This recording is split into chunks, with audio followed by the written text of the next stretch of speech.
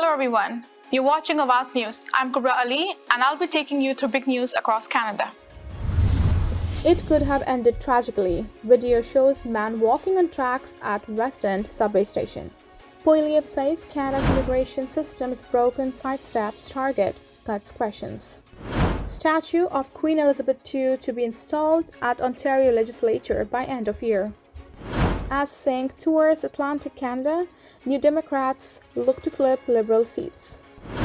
Police officer shot man 3 times inside Scarborough basement Special Investigations Unit.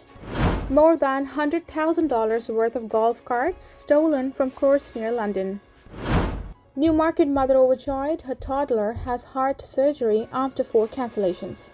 These were the headlines, and let's jump right into the detail. A 25-year-old man is in critical condition in hospital and is currently undergoing surgery after being shot 3 times by a Toronto police officer early Tuesday morning in Scarborough, the province's Special Investigations Unit says. Speaking with reporters at the scene, SIU's spokesperson Christy Dennett said at about 2:30 a.m. Toronto police were called to a residential address on Sherwood Avenue for a report of a man in distress who was believed to have a knife. She said when officers arrived at the scene, there was an interaction between one officer and that man resulting in a conductive energy weapon, also known as a taser, being discharged. Dennett said an officer then shot at the man 4 times, striking him 3 times. Toronto paramedics transported the man to a trauma center in life-threatening condition. He is now in surgery, Dennett said. The incident happened in the basement unit of bungalow on Sherwood Avenue, just east of Pharmacy Avenue and south of Lawrence Avenue East in the Wexford Maryvale neighborhood.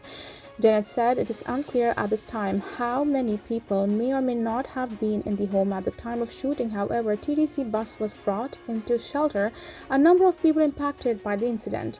She also noted that investigators conducted some witness interviews in that vehicle. Around 6:30 a.m., the province's police watchdog was called in and invoked its mandate. The SIU is a civilian agency that investigates when police are involved in an incident that results in death, serious injury, sexual assault, and/or the discharge of firearm at a person. The TTC says an incident at Christie Station last week could have ended tragically after a person walked onto the tracks spraying what appears to be a fire extinguisher.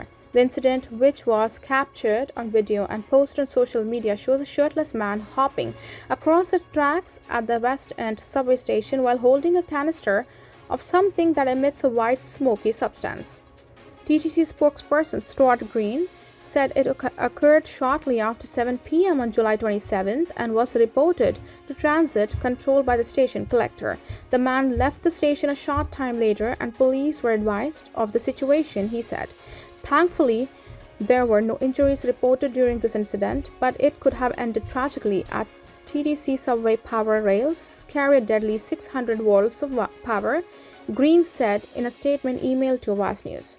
We would hope that, rather than recording, posting, and embarrassing someone who may be in crisis, people seeing this kind of thing cut power to the tracks and report it ASAP so we can dispatch assistance. Toronto police said officers at 14th Division attended the area, but the man was not located. A new bronze statue of Queen Elizabeth II will soon be installed at the Ontario Legislature. Work has begun on the base of Peace at Queen's Park, located on the south side of the building in front of the Visitor Welcome Centre. Toronto residents won't be able to see much yet as the construction area is being blocked off and a wooden enclosure. Government House Leader Paul Calandra's office confirmed the cost of the project are anticipated to be up to $1.5 million.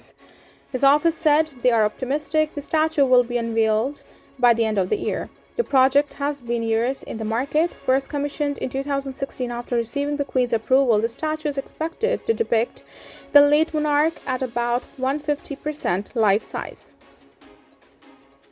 She noted that the throne which the Queen was sitting on was surprisingly modest. The statue is being erected just over a year after Queen Elizabeth II died at the age of 96. She reigned for 70 years.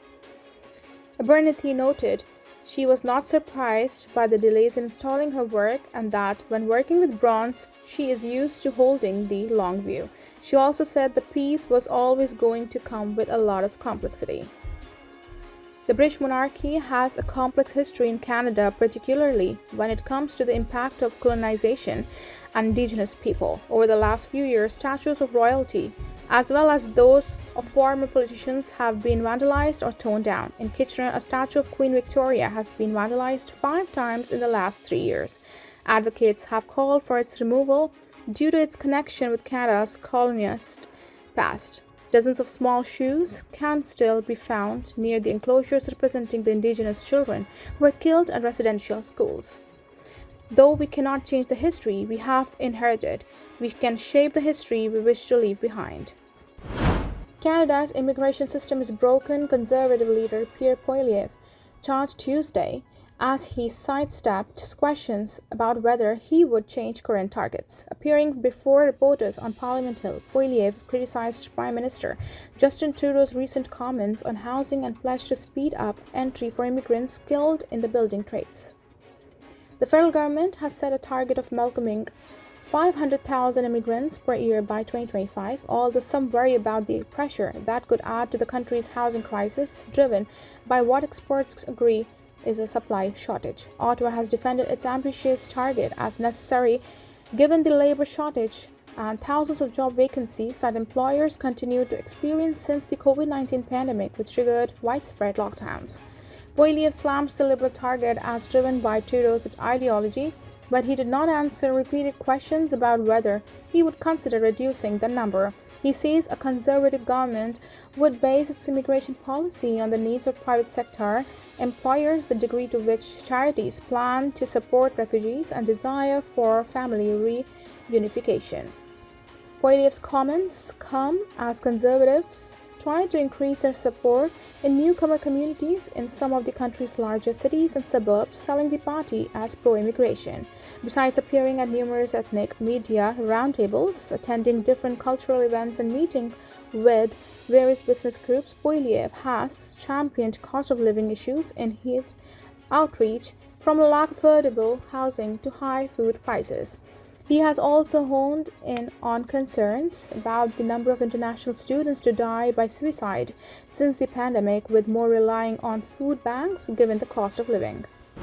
Police are making a public appeal for information after someone stole 13 golf carts from a course south of London sometime overnight.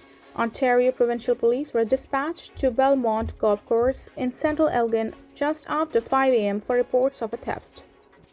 Once on-scene officers determined that an unknown individual or individuals accessed the property during the overnight hours and proceeded to steal 13 EZ-GO gas-powered golf carts with an estimated value of more than $100,000. Police are appealing to area residents who have video surveillance or witnessed anything suspicious to contact investigators. The investigation is continuing, police said in a news release. So far, no description of suspect or suspects have been released. An Ontario mother is overjoyed. Her 3-year-old son is recovering from a life-saving heart surgery which had been cancelled 4 times and delayed for months due to hospital staffing issues. I am overwhelmed. I'm excited. I'm really happy. I just received the best news that the surgery is done, Marina Pragat told Awaz News outside the hospital for sick children Tuesday.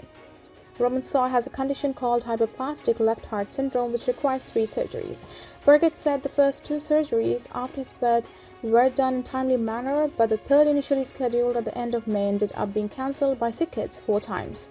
Each cancellation, Birgit said it was because there wasn't an ICU nurse to be with Roman one-on-one recovery, adding 2 of cancellations were made on the same day as the scheduled surgery.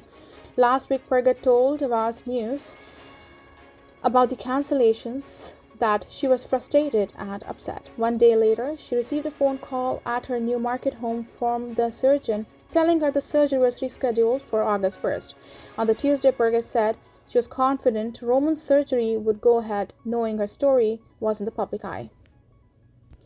While this is a good news for Roman, there are still many children waiting for surgeries. The hospital revealed last week it has a significant surgical backlog of more than 6,500 patients, with around 67% waiting longer than the recommended time.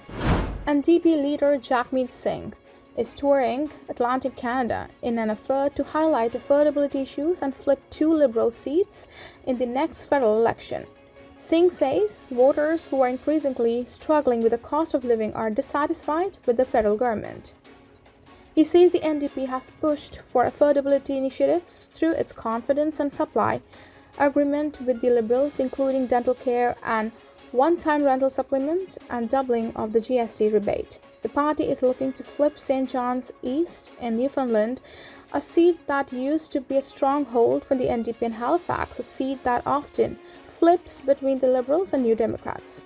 Singh says Conservative leader Pierre Poilievre is not a viable option for Atlantic Canada because he served in former Prime Minister Stephen Harper's cabinet and will bring the same style of Harper's conservatism to region. Former Progressive Conservative Premier of Newfoundland and Labrador, Danny Williams, launched a sustained offensive against the federal Tories during the 2015 federal campaign, imploring Conservative voters not to support them. That's it for now. I'm Kubra Ali signing off. See you tomorrow, same time, same channel. Have a good night.